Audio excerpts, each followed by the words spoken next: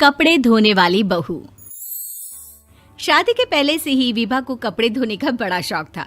कभी नल के नीचे तो कभी तालाब के पास। अरे मेरी नीली वाली लुंगी नहीं दिख रही है। विभा की अम्मा, कहाँ रखी है लुंगी? अरे वो तो विभा ने परसों ही धोकर रखी थी आपकी अलमारी में, देखो वहीं होगी। वो ना मैंने आज धो दी, मुझे लगा कि गंदी हो गई होगी। अरे कैसे गंदी हो गई थी? उसे तो मैंने पहना भी नहीं। हे भगवान, इस लड़की के कपड़े धोने की आदत से परेशान हो गया हूँ मैं। जितना तो घर में राशन नहीं आता, उससे कहीं ज्यादा डिटर्जेंट पाउडर का खर्चा है। इसकी शादी करवा दो, शादी जाए अपने घर में ही करे काम, फिर चाहे घर के कपड़े धोने हो या पूरे गांव के। हाँ ठीक बोल रही हूँ, देखता हूँ मैं कोई लड़का। वो दिन भी आ जाता है जब विभा को देखने लड़के वाले आ जाते हैं। लड़की मुझे अच्छी लगी। होने वाली सास कहती है, बेटी अगर कुछ पूछना है तो पूछ लो। वैसे तो हमारी लड़की बहुत ही शर्मीली है, जो बोल दो वो मान लेती है, इसे क्या पूछना होगा। अरे कैसी बात कर रही हो माँ, मुझे इन लोगों के घर रहना है, सवाल तो कई है। हाँ हाँ बेटा, पूछ लो ना, क्या पूछना है। आप लोगों के घर कपड़े कौन धोता है? सास का मुंह बन जाता है। देखो, अगर तुम ये कहना चाहती हो कि तुम्हें कपड़े धोने नहीं आते तो सुन लो, कपड़े मैं ही धोती हूँ, लेकिन तुम्हारे आ जाने के बाद मैं रुमाल तक नहीं धोऊंगी। अरे चुप रहना भाग्यवान, बहू बेचारी घर आई नहीं, उसे डराना शुरू कर दिया। वो क्या है ना बिटिया, अभी तक तो ये कल्लू की माँ ही धोती थी, लेकिन अब तुम्हारे पापा तो दहेज में वॉशिंग मशीन देंगे ही।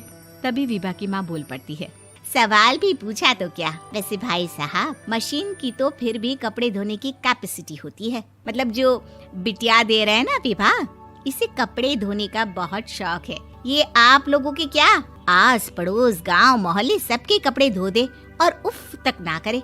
बाहर देखा नहीं आपने कितने कपड़े सूख रहे हैं? सब हमारी बिटिया ने ही तो धोए हैं। बस भी करो ना माँ, शर्म आ रही इतनी तारीफ सुनकर। और तो और एक दाग निकाल कर दिखाओ तो मान जाओ। हाँ अच्छा, माफ करना बेटा, मैंने गलत समझा। हमें तो रिश्ता बहुत पसंद है। और ऐसे जुड़ जाता है रिश्ता कपड़े धोने का शौक रखने वाली विभा का। उसकी शादी हो जाती है कोयला फैक्ट्री में काम करने वाले कल्लू के साथ। शादी के बाद अचानक विभा चिल्लाती हुई सास के पास आती है। सासू माँ, अरे सासू माँ कहाँ है आप? ये तो धोखा है, धोखा दिया आप लोगों ने मुझे। इसे ससुर के चक्कर के बारे में पता चल गया। अरे तो उसमें तुझे क्यों धोखा मिला है? अरे नल में पानी नहीं आता, कपड़े कैसे कब धुलेंगे? अच्छा, तू पानी नहीं आ रहा उसकी बात कर रही है। तो आपने क्या सोचा? कुछ नहीं। अच्छा, तेरी माँ ने कहा था कि कपड़े धोने का शौक है तुझे, याद आया मुझे। शौक बोलकर कपड़े धोने वाले मेरे जुनून को कम ना आके सासू माँ, कपड़ा धोना मेरा गुरूर है। तभी पति भी वहाँ आ जाता है। अभी मैंने इसे सनी देओल की फिल्म दिखाई है, उसी के डायलॉग मार रही है माँ। अच्छा सुन, साफ साफ बता रही हूँ, पानी सुबह 4 से 6 और शाम को 10 से 12 आता है, समझी? विभा टाइमिंग सुनकर हैरान हो जाती है। ये क्या भूतों का मोहल्ला है? सुबह 4 बजे उठकर कौन कपड़े धोता है? 4 बजे टंकी में पानी जाता है, फिर सारा दिन धोना ना, किसने मना किया? अरे कैसी बात कर रही हैं? 200 लीटर की टंकी में कितने कपड़े धो लूंगी मैं? सुबह ही उठ जाऊंगी मैं। अब क्या था, विभा सुबह 4 से लेकर रात के 12 बजे तक कपड़े ही धोती रहती। एक रोज सास पड़ोस से निकलकर कहीं जा रही होती है कि साथ वाली कहती है, हाँ कल्लू की माँ, जरा ये बताओ कि 2 साड़ी है, 2 ब्लाउज और एक पेटीकोट और एक नाड़े वाला लंबा कच्छा। हाँ तो? अरे तो क्या, कितना लोगी धुलाई ये बताओ। धोबन दिख रहे हैं हम क्या? हमारे पति सरकारी नौकरी से अभी रिटायर हुए हैं और बेटा सुपरवाइजर है कोयला फैक्ट्री में। धोबन समझ रखा है हमें? हाय रे कल्लू की अम्मा, माफ कर दो, वो तो मोहल्ले में यही सब बता रहे थे कि तुमने बहू को कपड़ा धुलवाने के काम में लगा दिया है। सास को पड़ोसन की बात सुनकर गुस्सा आ जाता है। वो घर पहुंचती है जहां घर के बाहर ही इतने सारे कपड़े सूख रहे होते हैं जितने कि किसी धोबन के घर पर। अरे ओ कल्लू की दुल्हन, बाहर निकल।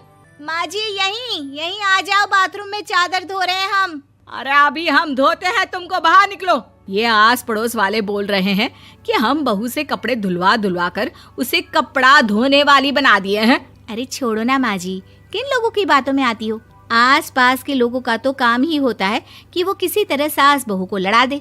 बहू सारे घर के कपड़े धोती है, ये क्या कम है? बोलिए। सास को भी लग जाता है कि वो बहू का ये सनकीपन नहीं छुड़वा सकती, इससे अच्छा है कि खुद ही चुप हो जाए।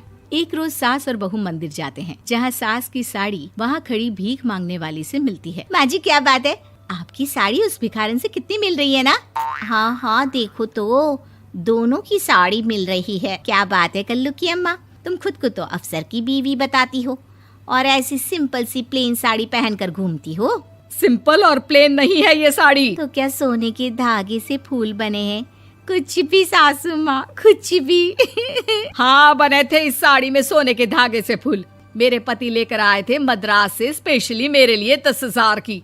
ताहे भाई साहब इस भिखारन के लिए भी सेम टू सेम साड़ी लेकर आए होंगे 10,000 की। सास उस वक्त तो कुछ नहीं कहती, लेकिन बहू के साथ घर आती है और अलमारी से एल्बम निकाल कर लाती है। ये साड़ी देख रही है, ये वही साड़ी है जिसे मैंने अभी पहना था। इस साड़ी में ये जो चमकदार फूल दिख रहे हैं ना, ये सोने के धागों से काढ़े गए हैं। लेकिन तू लोकल वॉशिंग मशीन ब्रश से घिस घिस कर सारे फूलों को निकाल कर साड़ी प्लेन कर दी। मुझे माफ कर दीजिए सासू माँ। और तो और, जब मैंने तुझे तेरी गलती के लिए कुछ नहीं कहा, लेकिन तूने तो सबके सामने मेरा मजाक ही बना दिया। क्यों? बहू को समझ में आ जाता है कि अब से उसका कपड़े धोना बंद।